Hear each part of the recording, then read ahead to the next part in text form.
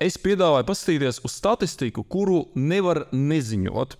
Šis te pirmais stabiņš, kas te kosmosā ir aizlidots, tā ir Latvija. Un, ja mēs ratificētu to konvenciju, tad tā Jēkabpils traģēdija nenotiktu. Ko jūs sakat? Jā. Mans viedoklis ir, ka pirmām kārtām jebkādu vardarbību valstī pirmām kārtām samazina A. dzīves līmenis un B. izglītības līmenis valstī. Šodien ārlietu komisijā, Saeimas ārlietu komisijā, ir nonākusi mana balss iniciatīva par to, lai Latvija neratificētu Stambulas konvenciju. Bija ļoti interesants diskusijas, un man ļoti patika viens jautājums. Jautājums bija par to, kāda vispār ir statistika starp valstīm, kuras ir ratificējušas šo konvenciju. Vai tiešām tur tā vardarbība samazinās, jo ir informācija, ka tā vardarbība tieši otrādi palielinās.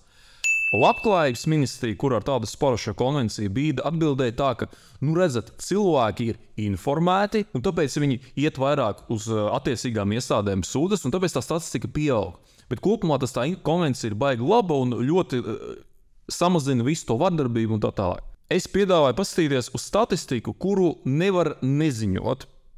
Un viņa saucās, es atvainojos, sieviešu slepkavības skaits uz 100 000 iedzīvotājiem. Konvencija kā saucās, ka pret vardarbību pret sievieti. Paskatāmies uz kopainu, dati visi ir no Eurostata. Paskatāmies uz 21. gadu vispār starp valstīm, kas ir un kas nav ratificējuši šo konvenciju, kā izskatās. Ko mēs šeit redzam? Uz 21. gadu ar oranžu krāsu ir valstis, kas ir neratificējušas, ar zaļu krāsu ir valstis, kas ir ratificējušas Stambulas konvenciju. Šis te pirmais stabiņš, kas te kosmosā ir aizlidots, tā ir Latvija. Uzreiz būs cilvēki, kas bļās, reku skatāties, vajag steidzami parakstīt to konvenciju, ratificēt, un tūlīt mums tas viss pamainīsies. Vai tiešām pamainīsies? To mēs vēl pastīsimies. Ko mēs redzam? Mēs redzam, ka nav tendences, tikpat kā nav tās tendences ar to, vai valsts ir ratificējusi vai nav ratificējusi ar šīm slepkavībām.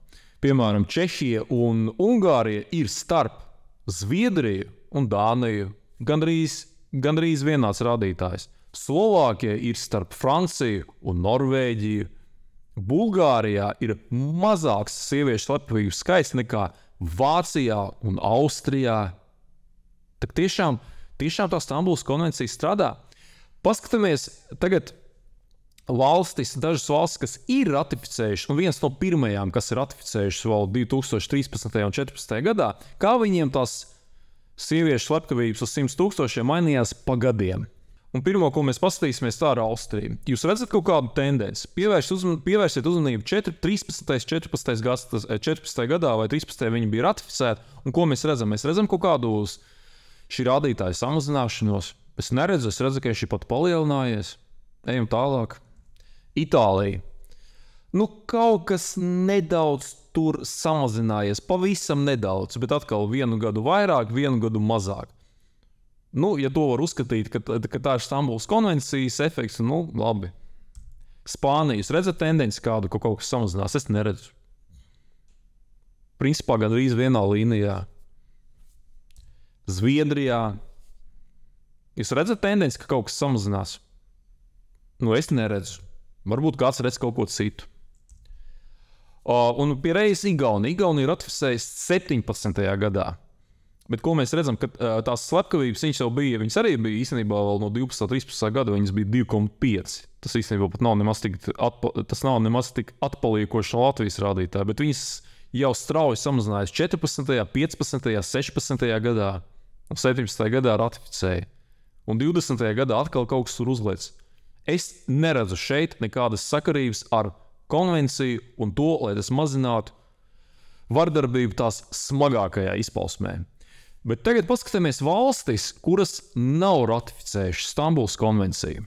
Sākam ar Bulgāriju. Rādītājs ļoti lēkā, nekā tendenci tur nevar saskatīt. Latvija. Diemžēl pieaugoša tendences redzu. Pieaugoša. Lietuva, kura nav ratificējusi, bet paskatieties, kā samazinājās. Arī bija 13. gadā, bija tāpat kā Latvija 21. gadā, 3,5 sievietes uz 100 000 tika noslapkotas, bet paskatieties, kā strauji nokrits. Tomēr, ja grib, tad var to panākt arī bez ratifikācijas. Tad kāpēc par to netiek primāri runāt? Ja visu laiku tiek piesaukta tā Jēkabpils traģēdija, un ja mēs ratificētu to konvenciju, nu tad tā Jēkabpils traģēdija nenotiek. Nu, ko jūs sakat? Jā, tas potenciālais slepkaviņš padomā, Latvija ir ratificējusi, tāpēc es neiešu pastrādāt savu noziegumu. Ungārija samazinās. Bija kaut kādi lēcieni, bet samazinās. Mans viedoklis ir, ka pirmām kārtām jebkādu vardarbību valstī pirmām kārtām samazina A. dzīves līmenis un B. izglītības līmenis valstī. Par izglītību mēs Latvijā ļoti labi zinām. Kas nezina, piemēram, paskatieties manas pēdējās intervijas ar pedagogu skolotāju Adriānu. Tur jūs daudz ko uzzināsiet par to, kas notiek Latvijas izglītībā. Paskatoties uz visiem šiem skaitļiem, tad rodas arī jautājums, ka varbūt šī Stambulas konvencija arī nav tomēr, kā tur viss apgalvo, ka tās konspiroloģijas, bet tomēr varbūt tas nav par to, lai kaut kādu tur vardarbību mazinātu, bet par kaut ko citu.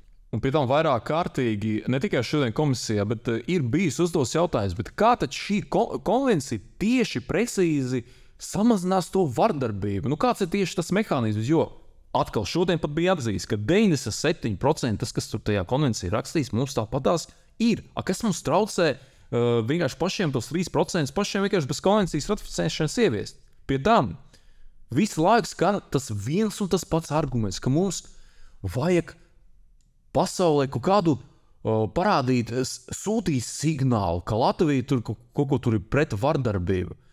Nu, gribās novēlēt, lai ar tādu spāru, ar kuru dažas partijas šobrīd virza šo dokumentu, lai beidzot ar šādu pašu sparu tiktu virzītas iniciatīvas, kas palielinātu Latvijas iedzīvotāju līmeni, nevis to, ko visu laiku tur stāsta par kaut kādu signālu sūtīšanu kaut kādām tur Eiropām. Ja? Kad mēs beidzot pa sevīm sāksim domāt ar savu galvu, nevis to, ko mums ir sādas te lapeles grib iesmērēt. Paldies par uzmanību!